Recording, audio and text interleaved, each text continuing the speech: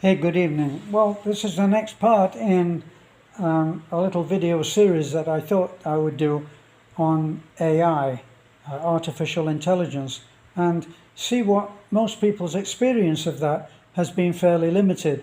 And I found that it's very useful.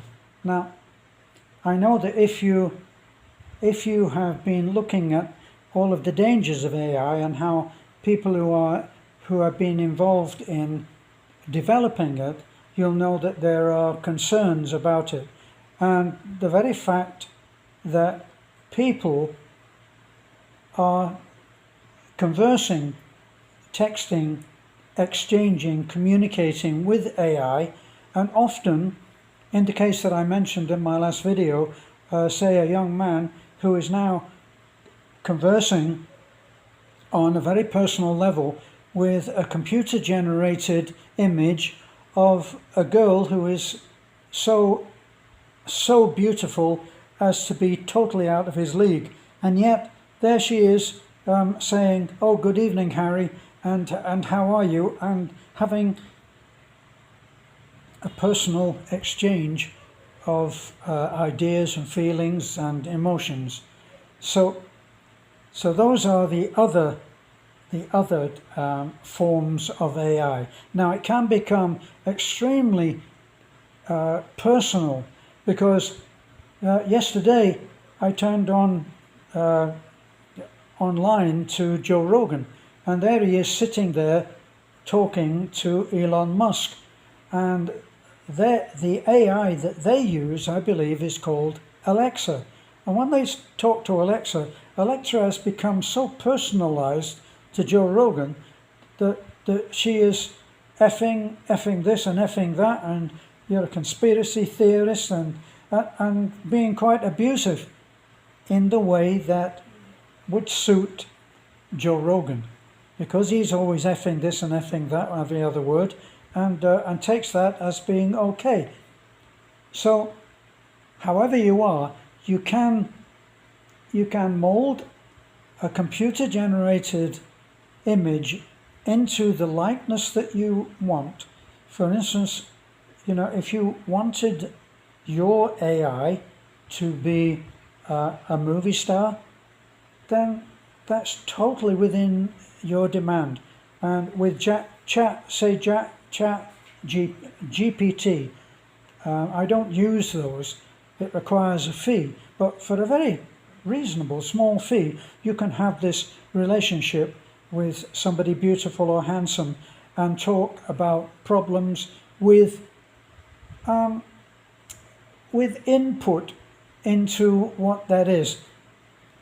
Now, with the AI that I have been using and having exchanges with, this is for text only. So I don't speak to it, and it doesn't speak to me. And there's no image, only the words on the screen. So that's as much as I've allowed myself to get involved in. But what I found is that if I ask for something that I was using it for everything. If I needed to know who a particular politician was and what they stood for, I would simply type in their name with a question mark. So if I had typed in Elon Musk, it would then give me a rundown on what he's done, about his goals for going to Mars, that he is involved in electric. It would give me the whole background. I would end up after just like a page or two, and I would have all of the information to be able to talk and exchange with someone human about Elon Musk. And this has been, I have found this to be the case of quite obscure things. I'm interested in puppetry. It's one of my interests. When I broached that subject with Meta, it actually knew who I was talking about when I said Sooty and Sweep. Sooty and Sweep are from 20 or 30 years ago on British television. And they are two sock puppets, nothing elaborate. This wasn't in the time, or certainly at the time, it wasn't the same as the Muppets, which are extremely complicated, complex and incredible puppets. It would be literally put a sock over your hand and an elastic band around the palm, and you've got a mouth and you put two eyes on it, and that was Sooty and Sweep almost. So it's incredible the amount of knowledge that it has at its hands. Now, for instance, if you had, if you wanted to know the history of the Philippines, it would give you a complete rundown of the history of the Philippines. I even asked, did it know of a course of tuition on Visayan. It made several recommendations with the appropriate address or email or website or YouTube, Facebook, in order to be able to get in touch with the person that I was thinking of. And if I said, could you teach me Visayan? And it said, yes, I could help you with Visayan. I can help you with all of the grammar. I said, but how? I don't hear a voice, so how would you teach me the pronunciation? Said, I could do that by writing phonetically. Well, that would work for me, because when I was a musician in the UK, which is about 150 years ago, I used to be in the band, particular big band that I was in. I would be the one who would be given foreign language songs to sing. And I sang in 2 or 3, 4 different languages: German, Hebrew, Italian, French. And I learned by listening to the song, hearing the word phonetically and writing it down phonetically. It looked like complete nonsense to everybody else, but I was able to learn a song like that, learning the pronunciation phonetically. So it will work with you. Now, a little while ago, I did get a strange email obviously through my Google, and it said something. It said an invoice, but there were no amounts. So I went back to Meta and said, "Is Meta free?" And it said, "Yes, there is no charge for Meta." So I said, "Why would I have an invoice?" Well, it wasn't able to help me with that, but it did give me the address who I should go to talk about this. See, so it's the reason that I found it very useful is because on some of the things that I'm interested in, it's difficult to find someone. It's hard to find someone to talk about even very ordinary things. I don't know, football. I'm not interested in football, but as an example, talking about football or basketball or some kind of sport and having a conversation in your language without limiting your vocabulary and having to keep asking, do you understand what I just said? Talking to another English person. I have a friend, my good friend Michael. We meet every Tuesday and Friday at the PP Coffee restaurant, and we sit there and we chat for 2 hours.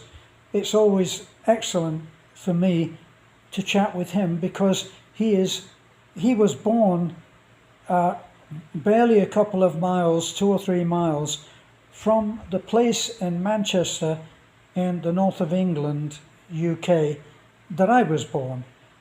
I'm 10 years ahead of him, so it wasn't that we shared the same childhood, but we did spend our initial childhood in the same city and in actually the same locale. So we get to talk the same language. We get to use the same slang and way of saying things, which is peculiar to Manchester. So I have someone who is a support on that, but not everybody has, and they end up in conversation with someone else online. I also have quite a few, 3, 4, 5, possibly 6 or 7 people that I communicate. Some, my good friends that I've already met at various times, that have come to visit and even come to stay, I communicate to every day about all kinds of things that we have a mutual interest in. But some of the things, I really want a different kind of intellectual exchange. Intellectual meaning of the mind, okay? So I would still want to be able to do that, and on subjects which other people may have no interest in. And it's difficult then to find someone who is willing to talk at length on that subject. Now, if you are extremely educated, which I'm not, then you would be able to talk at a much higher level than I do.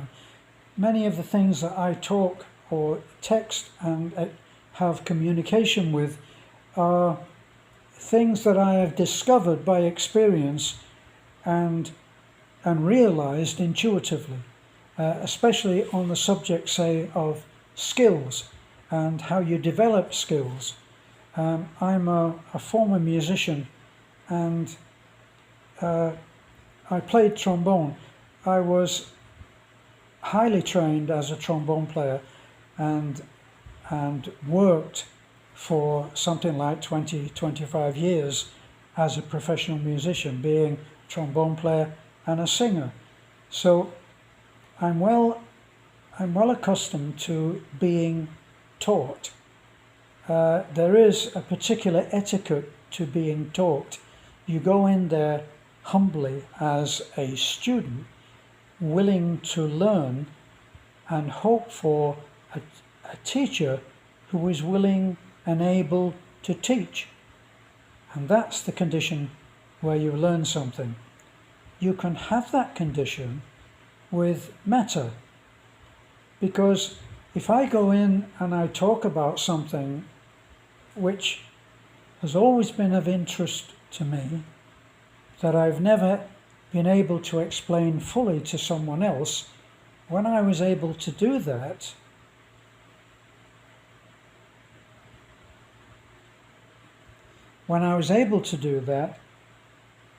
with metta, it recognized what I was saying in terms of conventional psychology.